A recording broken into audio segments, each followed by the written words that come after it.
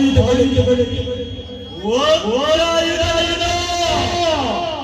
ತಂತ್ರವನಾರೆ ಮಂತ್ರವನಾರೆ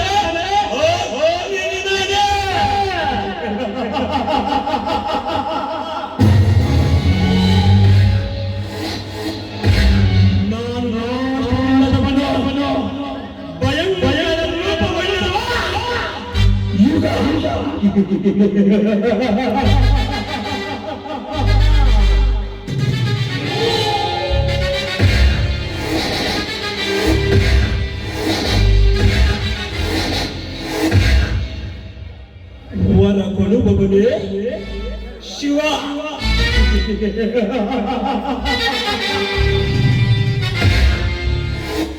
ಸತ್ಯ ಹೇಳುವವನೇ ಸತ್ಯಹರಿಶ್ಚಂದ್ರ. ಧ್ಯಾನ ಮಾಡುವವನೇ ಕರುಣ. ಧರ್ಮ ಉಳಿಸುವವನೇ ಕೃಷ್ಣ.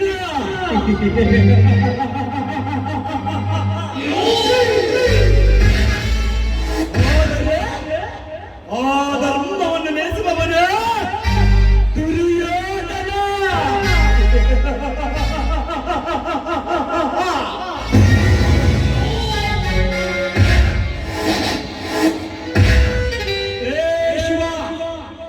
ಶಿವ ಎಂದು ಹತ್ತಿರ ಹೋದರೆ ಶಿವನ ಹತ್ತಿರ ವರ ಕೇಳಲು ಹೋದರೆ ಕರುಣೆ ಇಲ್ಲದೆ ಆ ಶಿವ ಏನಂದು ವರ ಕೊಟ್ಟ ಕತೆ.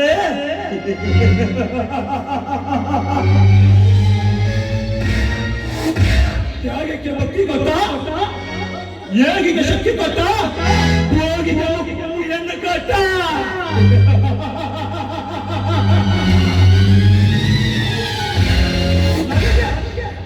ನನಗೆ ಮಾತು ದೈವ ಪುರುಷ ಎನ್ನುವ ಪಟ್ಟ ಕೊಟ್ಟ.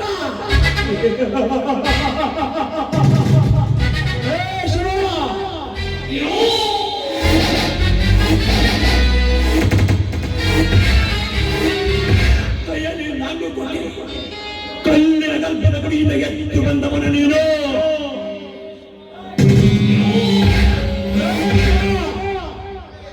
ಹಣೆಯಲ್ಲಿ ಶ್ರೀಬುದ್ಧಿ ಹಂಚಿಕೊಂಡು ಕೈಯಲ್ಲಿ ಡಬಲ್ ಹಿಡಿದು ಸ್ಮಶಾನ ಬೋರಿನ ಸ್ನಾನ ಮಾಡಿಕೊಂಡು ತರಿತ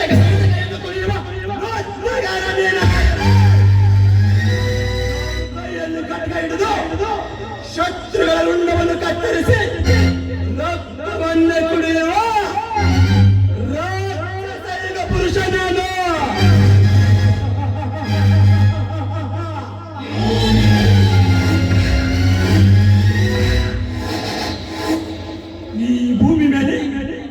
ಒಂದು ಗಂಡು ಹೆಣ್ಣು ಎರಡನ್ನು ಸೃಷ್ಟಿ ಮಾಡಿಬಿಟ್ಟೆ.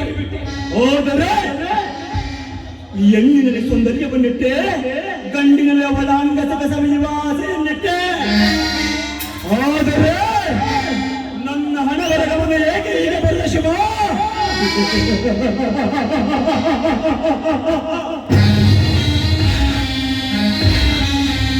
ಪ್ರೀತಿ ಪ್ರೇಮ ಎಂದು ಈ ನಾಟಕದ ಸುತ್ತುಗಾರನಾಗಬೇಕು. ಅನ್ಯಾಯ ಧರ್ಮವನ್ನು ಒಟ್ಟುಗೂಡಿಸಿಕೊಂಡು ಮೆರೆಯುವ ನಾಟಕದ ನಾಯಕ ಈಗ ಪುರುಷ.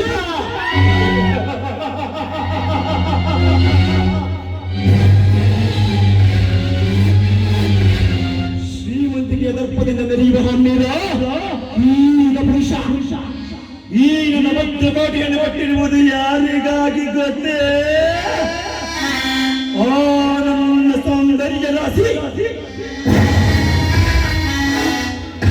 ಗರುಡನ ಸಸ್ಯ ಪ್ರಿಯರಿಗಾಗಿ.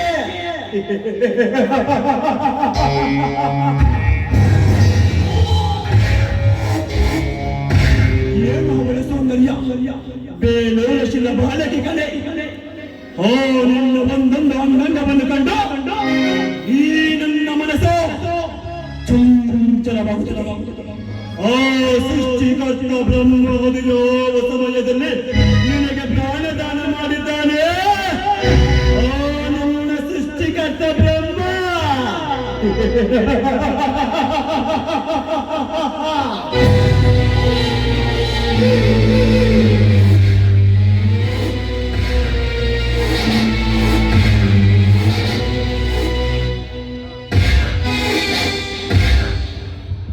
ನನ್ನ ಆಸೆಯೇ ತೌಸಂಡು ಈ ಭೂಮಿಯಲ್ಲಿ ಕಳ್ಸಂಡು ಯಾರಿಗಾಗಲ್ಲ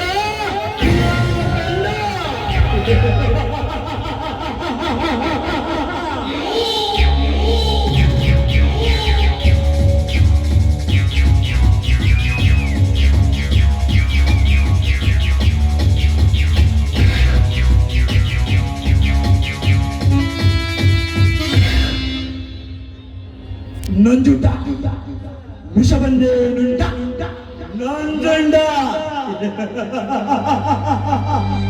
ನರಲೋಕದ ಅಧಿಪತಿ ಈ ಭೂಪತಿ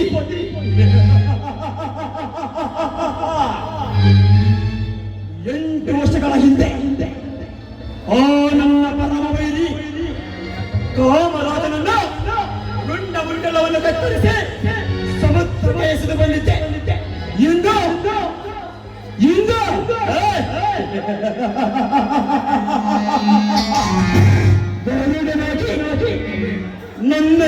ನನ್ನ ಎದುರಿಗೆ ದೊಡ್ಡ ಸರ್ಪನಾಗಿ ಬರುತ್ತಿದ್ದಾನೆ.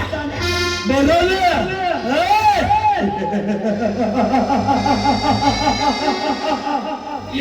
ಗಂಡ ರೆಕ್ಕೆ ಬಿಚ್ಚಿದ ರೆಕ್ಕೆ ಕತ್ತಿದೆ ಹೋಗುವುದು ನಿನ್ನ ರುಂಡ ಸ್ಮಶಾನಕ್ಕೆ.